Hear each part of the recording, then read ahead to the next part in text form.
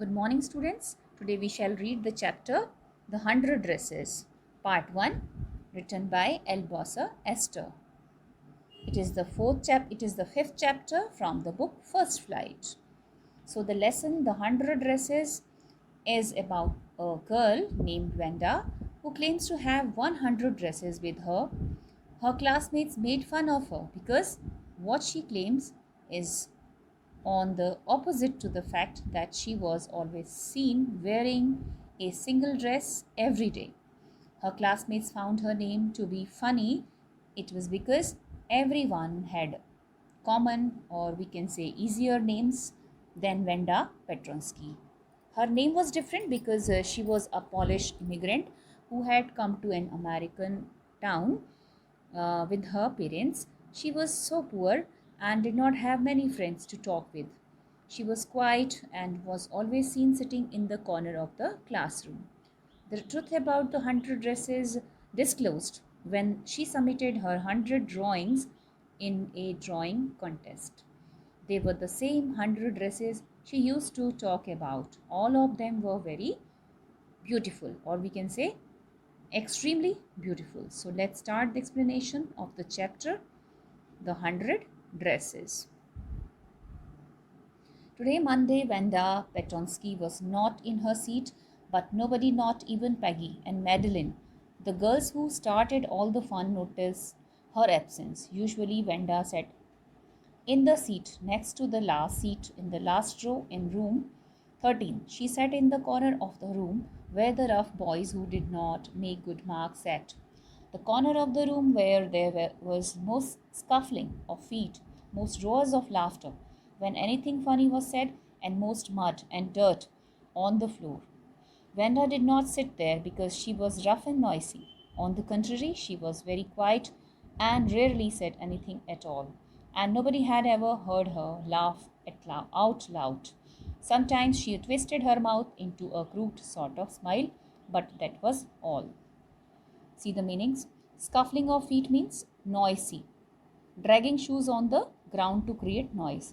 Crooked sort of smile means awkward, foolish smile, or we can say grin. Now, the meaning of the paragraph.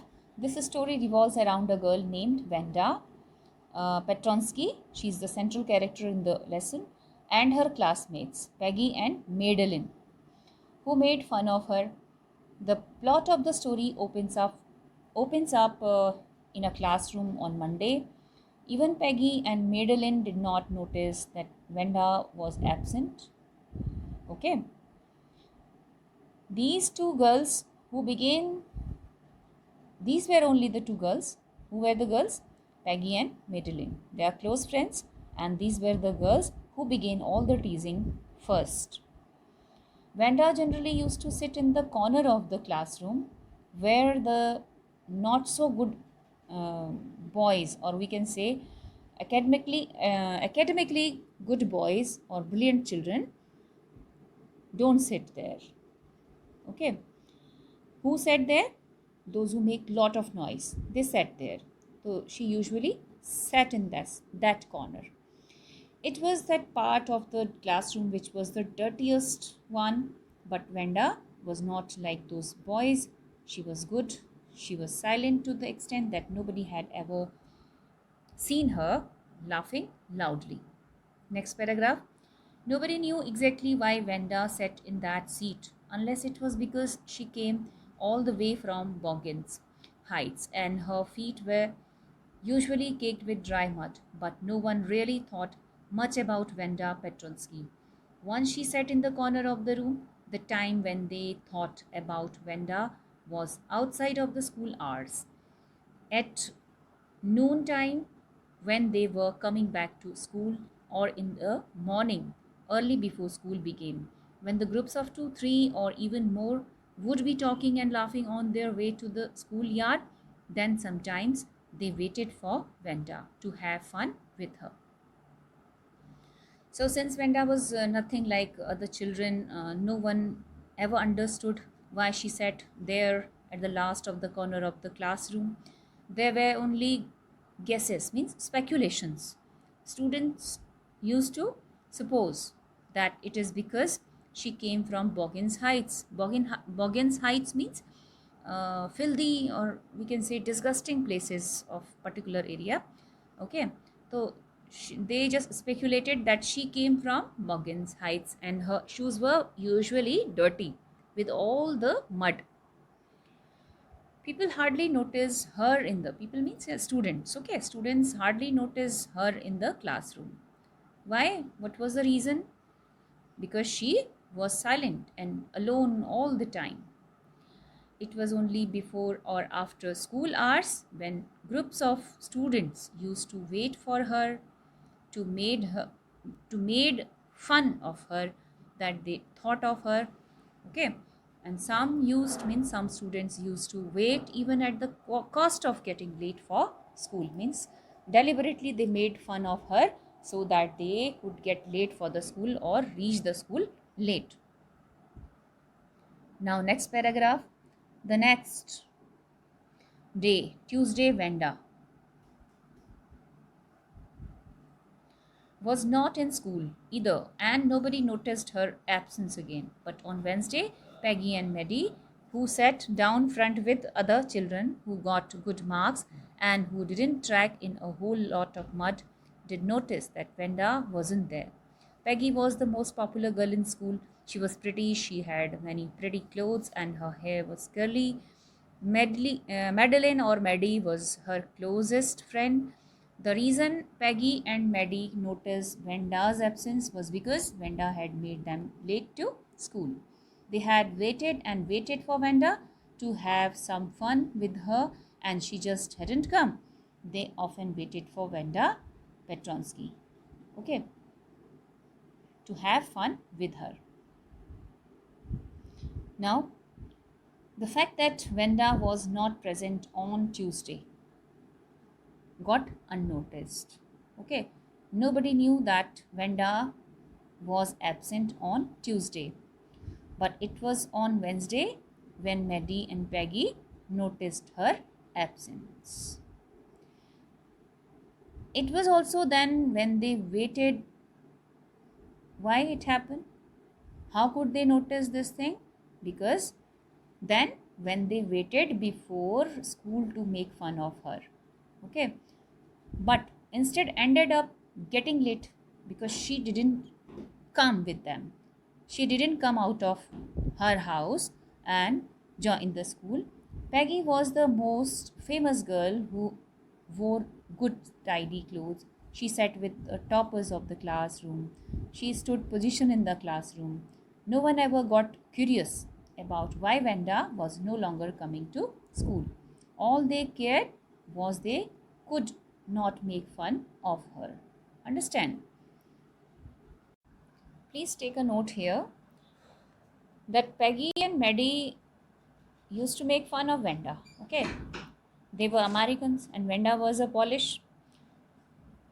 So Peggy and Maddie had a superiority complex. Okay, this made Peggy haughty.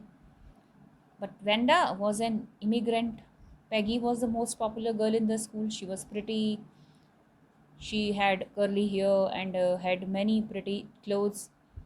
Okay, Peggy would make fun of Venda. She would ask Venda strange questions. And on Wednesday, they could notice Venda's absence as she did not show her up. Means she didn't leave for the school. Okay, both the girls were not concerned the reason being behind her absence from the school. All they cared about that they missed the fun made of Venda. Understand? Venda Petonsky, most of the children in room 13 didn't have names like that. They had names easy to say, like Thomas, Smith, or Ellen. There was one boy named Bounce, Willie Bounce, and people thought that was funny, but not funny in the same way that Petronsky was. Meaning of the paragraph: Venda was a Pole, okay, she was from Poland, who had immigrated to America. Her fellow classmate thought that Venda Petrosky was a strange name. because they had simpler and easier American names, except one student named Willie Bounce, which students thought that sounded funny, but still lesser than Petronsky. They found her name to be long and unfamiliar. This shows that those students didn't understand the diversity, understand? And whatever they did was done out of thoughtlessness, means the students were not thoughtful. Now, next paragraph. Vanda didn't have any friends. She came to school alone and went home alone. She always wore a faded blue dress that didn't hang right. It was clean, but it looked as though it had never been ironed properly. She didn't have any friends, but a lot of girls talked to her. Sometimes they surrounded her in the schoolyard as she stood watching the little girls play hopscotch on the worn hard ground. See the meanings of difficult words. Did not hang right means did not get fit properly. Hopscotch, a game in which children jump into and over squares marked on the ground. Actually, squares are marked on the ground. Okay. Now the meaning of this paragraph. Venda was normally seen wearing a faded blue dress, and it did not fit her body properly. Okay, though clean, it used to look unironed. It seemed that it had not been ironed properly. This shows that Venda belonged to a poor background who could not afford too many dresses. Ironically, a lot of people talked to her, but she did not have any friends. Means she did not have a good friend whom she shared things with. Okay, because all of them talked to her in order to make fun of her. From her story about 100 dresses to her unfamiliar name, two things were very unusual with her. Number one, 100 dresses. She talked about 100 dresses. And another, her name, what was the another reason? That her name was unfamiliar. Her name was Vanda Petronsky. That seemed very strange to other students. So students, or you can say schoolmates, classmates, they found both the things very amusing. How many things were amusing? Two things were amusing. Number one, 100 dresses, and number two, her name.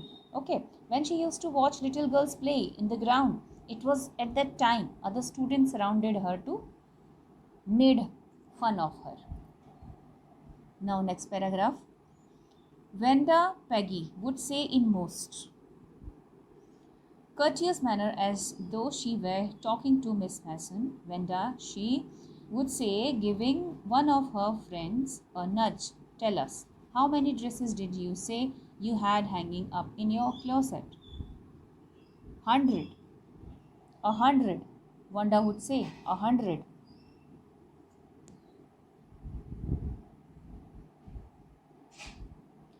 Exclaimed all the little girls incredulously, and the little ones would stop playing hopscotch and listen.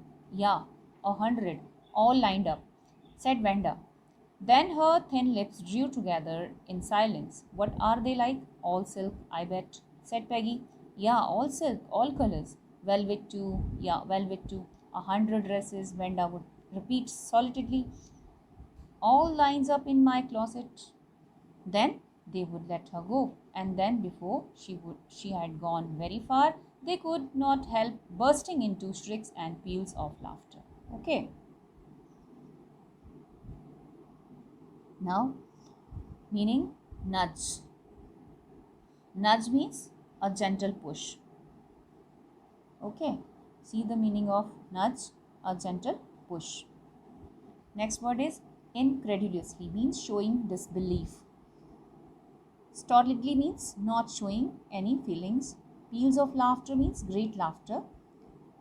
Now, the meaning of this paragraph. Actually, with no intentions of hurting Vanda,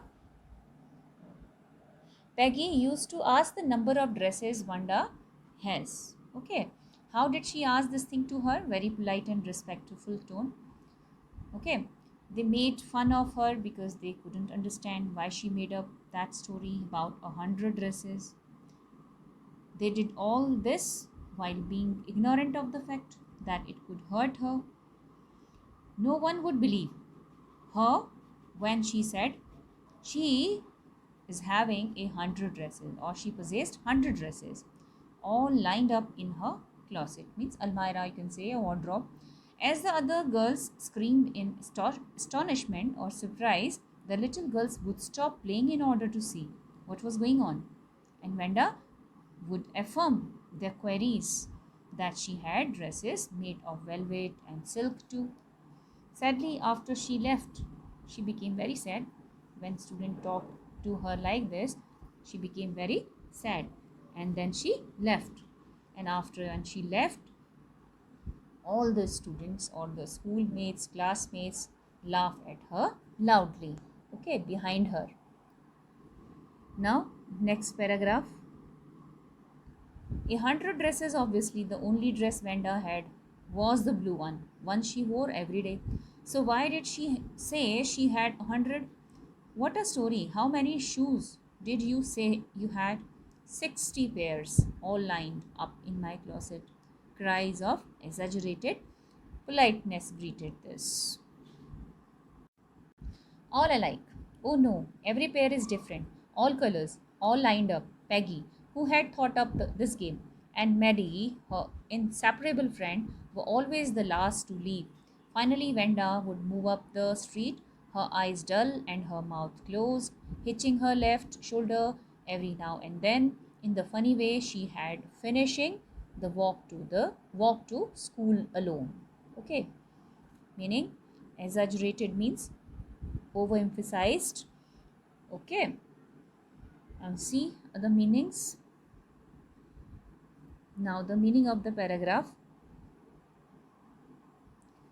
So it was hard to believe what Venda said, because the only dress she was seen wearing was, and that was only in blue one, unpressed and faded one. No one was sure as to why she lied. Although they were teasing her, they were never rude to her. Okay, I told you that they did not ask it any disrespectful manner. Thus, in the same tone, they continued asking her about the number of shoes she said she had, which she replied 60 each pair different. Okay, and it was Peggy's idea to embarrass her like that, though she was polite. Politely, she made her embarrassed. Okay, Peggy and Maddie, the inseparable friends, means they were very close friends, were the last ones to leave the school. They left the school at last, and where Venda would go back all alone with her dull eyes and behaved in a strange way. Why Venda behaved in a strange way? Because Venda knew that Peggy and Maddie would make fun of her. Okay, Venda would move up the street, her eyes were dull and her mouth was closed. It was because of insults. She hitched her left shoulder every now and then in a funny way, and she would finish the walk to school alone. And she remained serious. Perhaps she had no American friends. Okay, now the next paragraph. Peggy was not really cruel. She protected small children from bullies, and she cried for hours if she saw an animal mistreated. If anybody had said to her, "Don't you think that it is cruel way to treat Venda?" she would have been very surprised. Cruel? Why did the girl say she had 100 dresses? Anybody could tell that that was a lie. Why did she want to lie? And she wasn't just an ordinary person, else, why did she have a name like that anyway? They must make her cry. Bullies means threatening weaker people with power. Okay, and then mistreated means to treat someone badly. Now, the meaning of this paragraph.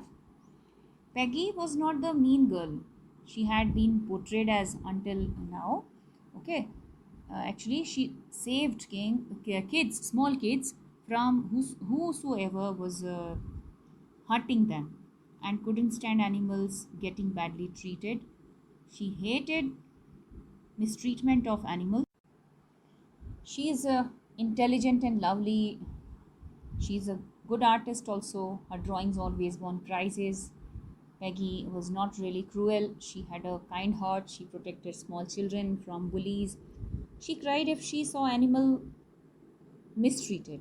Okay, but if anyone asked if she wasn't cruel towards Vanda, she was surprised. However, she took delight in teasing Vanda. Understand?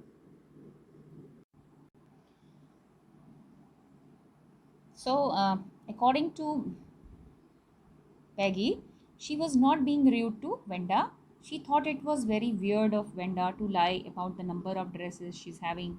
She possessed it, and if anything was strange, it was her name. No matter how much they teased Venda, they never made her cry. Means, particularly Maggie did not make her cry.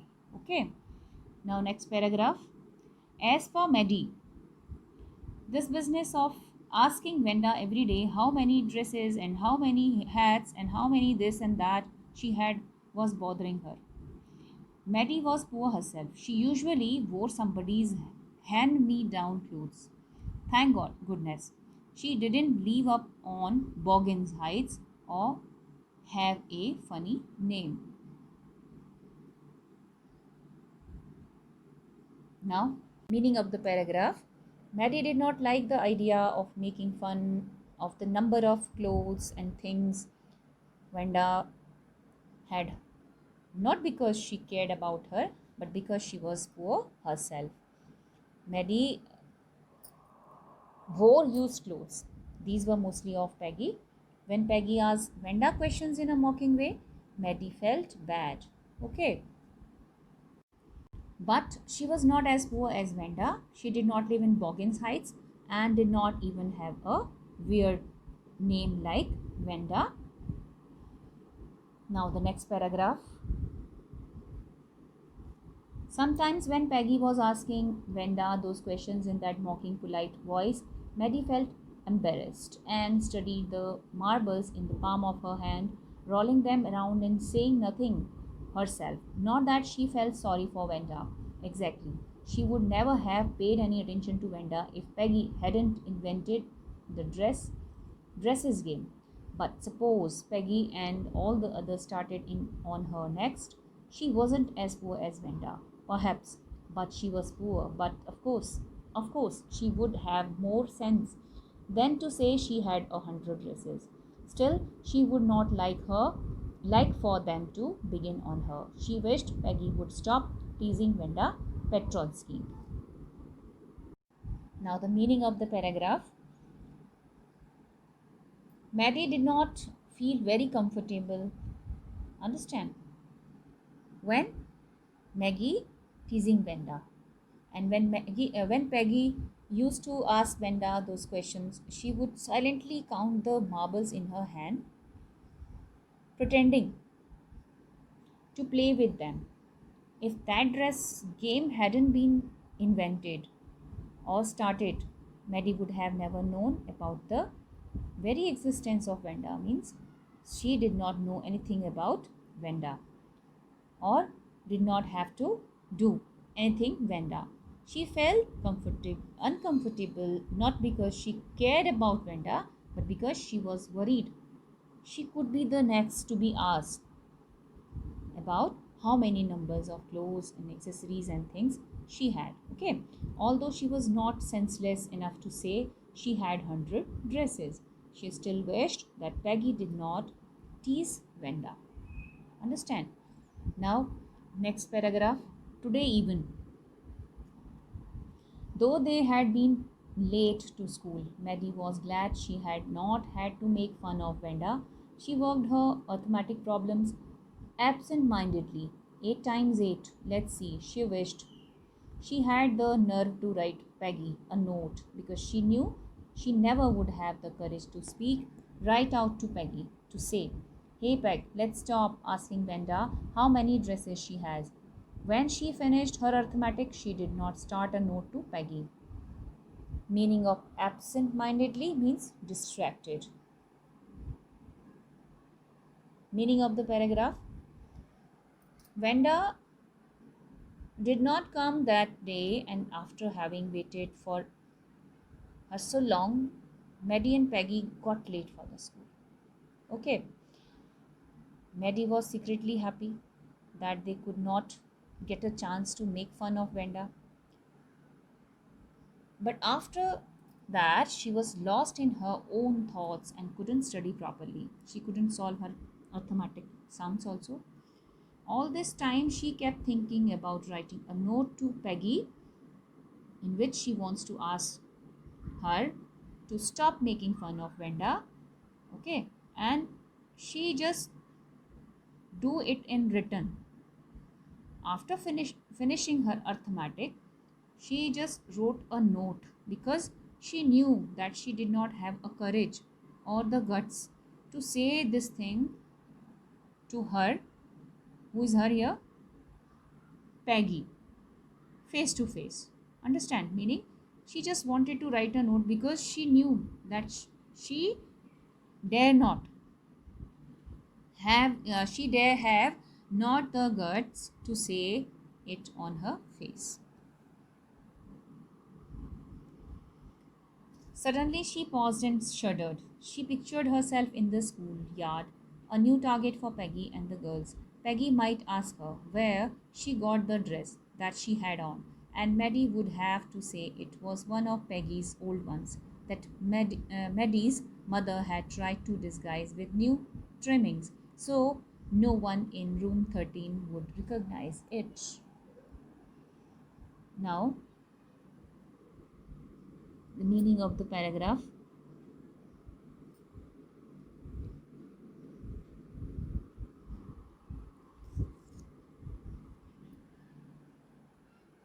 Scarcely means hardly, almost not. Trimmings means ornamenting, altering, or you can say that decorating. Okay, now the meaning of the paragraph. When she was writing a note to Peggy, Maddie trembled at the imagination. What she imagined? She imagined herself in the schoolyard as a new target of fun. Okay, and she imagined that Peggy would make fun of her and the girls with girls. Okay, Peggy might ask her where she got the dress that she had on. Maddie would have to say it was one of Peggy's old ones. Then Maddie's mother had changed it with new trimmings or decorations. She was afraid that they would ask her. Means who would ask her? Peggy and rest of the girls would ask her where she got that dress from, which was actually Peggy's. Yeah, Peggy's. Maddie's mother got it transformed with new laces and ribbons, so that no one or none of her classmates could recognize it, that it belonged to Peggy. Now the next paragraph. If only Peggy would decide of her own accord to stop having fun with Wenda. Oh, well, Maddie ran her hand through her short blonde hair as though to push the uncomfortable thoughts away. What difference did it make? Slowly, Maddie tore into bits the notes she had started. She was Peggy's best friend, and Peggy was the best like girl in the whole room. Peggy couldn't possibly do anything that was really wrong, she thought. Now, the meaning of the paragraph. Now, she wished Peggy stopped having fun with Wenda on her own. Suddenly, she ran hand through her hair. What is the meaning of blonde hair? Means yellow hair. And she just ran her hand through her hair, and it was just a gesture to drive away all those thoughts which occupied her mind, to ask Peggy not to make fun of Wenda. Okay, she just removed all those thoughts. She said to herself, Peggy is the most liked girl in the room, and she's her best friend, and so she couldn't be wrong. How she could be wrong? She is her best friend. Thus, she tore and threw that note away. She was also afraid of losing her best friend, Peggy. Okay. Or, in other words, we can say that Maddie felt it bad that Peggy was making fun of Wenda. She wished Peggy would decide of her own will to stop teasing Wenda. It was because Peggy was the best like girl in the whole room, and she hoped that Peggy could not possibly do anything that was really wrong. But she didn't send her note to Peggy. That's why she tore it into pieces. As for Wenda, she was just some girl who lived up on Boggins Heights and stood alone in the schoolyard. She scarcely ever said anything to anybody. The only time she talked was in the schoolyard about her 100 dresses. Maddie remembered her telling about one of her dresses, pale blue with colored trimmings, and she remembered another that was brilliant jungle green with a red sash. See the meaning of the difficult word. Sash means scarf, drizzling, that will come in the next paragraph. Now see the meaning of the paragraph. You would look like a Christmas tree in that, the girl had said in pretended admiration. Okay, now meaning of paragraph. What is the meaning of admiration? Means respect and warm approval. So after Maddie had cleared her thoughts about confessing to Peggy, she started thinking about Wenda. Now her mind came to Wenda. She thought that Wenda was just another girl living in Boggins Height who hardly spoke to anyone. She remembers when Wenda talked about her pale blue dress and jungle green dress paired with a red sash. The girls made fun of her by saying that she would rather look like a Christmas tree in that dress. Okay, now next paragraph. Thinking about Wenda and her 100 dresses all lined up in the closet, Maddie began to wonder who was going to win the drawing color contest. For girls, this contest consisted of designing dresses, and for boys, of designing motorboats. Probably Peggy would win the girls' medal. Peggy drew better than anyone else in the room. At least that's what everybody thought. She could copy a picture in a magazine or some film stars had so that you could almost tell who it was. Who Maddie was sure Peggy would win. Well, tomorrow the teacher was going to announce the winners. Then they would know.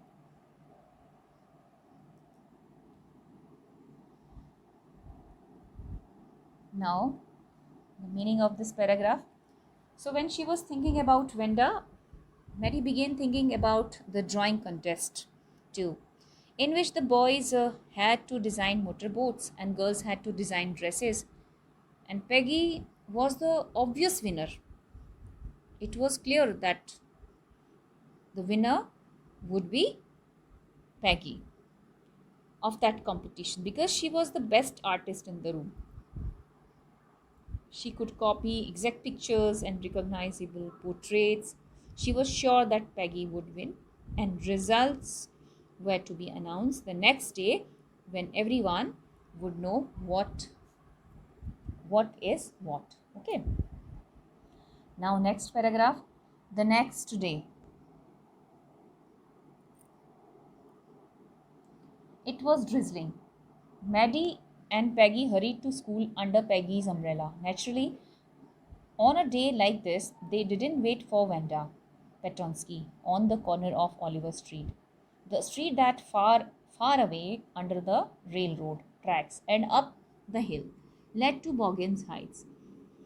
Anyway, they went taking chances on being late today because today was important. Drizzling means rain lightly, hurried means quick. Now, the meaning of this paragraph. Now, the day when the results were to be announced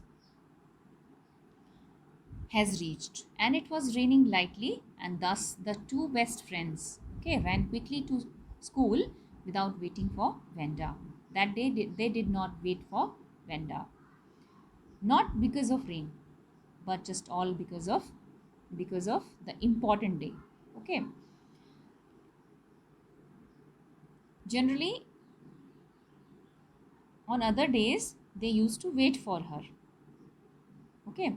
At the Oliver Street that led to Boggins Heights, the place where Venda lived, but they did not wait that day. Why? Because it was very important day for them. Even if it wasn't raining that day, they wouldn't have waited for her. Okay, as the day was very crucial and the results were to be announced. Now next paragraph. Do you think Miss Mason will announce the winner today? Asked Peggy. Oh, I hope so the minute we get in, said Mary. Of course, you will win, Peg. Hope so, said Peggy eagerly. The minute they entered the classroom, they stopped short and gasped. There were drawings all over the room, on every ledge and windowsill. Dazzling color and brilliant, lavish designs all. Drawing on great sheets of wrapping paper. There must have been 100 of them, all lined up. These must be the drawings for the contest. They were everybody stopped and whistled or murmured admiringly. Now, see the meaning of difficult words. Gasp means catch one's breath, okay, with an open mouth. Now, ledge means shelf, windowsill, ledge or sill forming the bottom part of a window. Dazzling, extremely impressive, very beautiful. Lavish means very beautiful or gorgeous. Splendid, okay. Murmured means say something in a low or without producing any sound. Admiringly means in a manner that shows respect, okay, or heartiest approval. Now, when these two friends entered the classroom, Peggy asked Mary if Miss Mason would announce the result or not. Mary said yes. Mary told her that she believed Peggy would win. Okay, surely she would win. But to their utmost surprise, when they entered the classroom, there were drawings all over the room, bright and brilliant. They left everyone in surprise. These were the drawings for the contest. Okay. Now, next paragraph. As soon as the class had assembled, Miss Mason announced the winners. Jack Beggles had won for the boys, she said, and his design for an outboard motor was on exhibition in room 12, along with the sketches by all the other boys. Assemble means gathered together. Now, their teacher, Miss Mason, announced the winners after every one had settled. Means when they sat, she announced that amongst the boys, Jack Beggles won the prize or won or stood first. He drew an outboard motor which was displayed in room number 12 along with drawing made by other boys. Okay, she announced so. So from the boys, who was the winner? Jack Beggles. Now, next paragraph. As for the girl, she said, although just one or two sketches were submitted by most, one girl, and room 13 should be proud of her. This one girl actually drew 100 designs, all different and all beautiful. In the opinion of the judges, any one of the drawing is worthy of winning the prize. I am very happy to say that Venda Petronsky is the winner of the girls' medal. Meaning of this paragraph.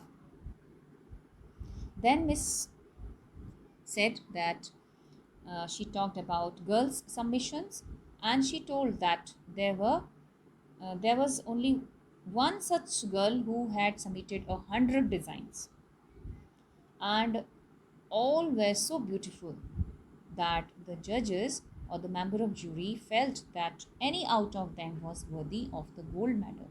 Okay. Miss Mason very proudly announced Venda as the winner of the competition. Understand? Contest means competition.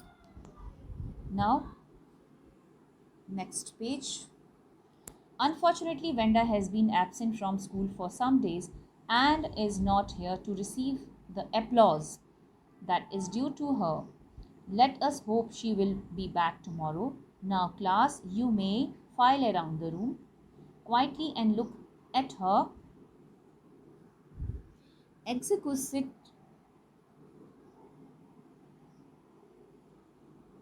drawings. The children burst into applause, and even the boys were glad to have a chance to stamp on the floor, but their fingers in their mouths and whistle, though they were not interested in dresses. Look, Peg, whispered Maddie. There's that blue one she told us about. Isn't it beautiful? Yes, said Peggy, and here's that green one, boy. And I thought I could draw. Miss Mason still continued and sadly mentioned that Venda has not been coming since days. Hoping she would be there the next day, she instructed everyone to look at the flawless collection too, which everyone applauded and whistled. Okay. Maddie and Peggy even saw the blue dress that Venda had talked about. It was really beautiful. Peggy sighed, means she took a long breath. I thought I could draw, which means that the drawing left her in immense admiration. Means actually she also appreciated her drawings. Whose drawing? Venda's drawing. Understand? So that's all about the chapter, the 100 dresses. In the next video, we would study about the 100 dresses part 2.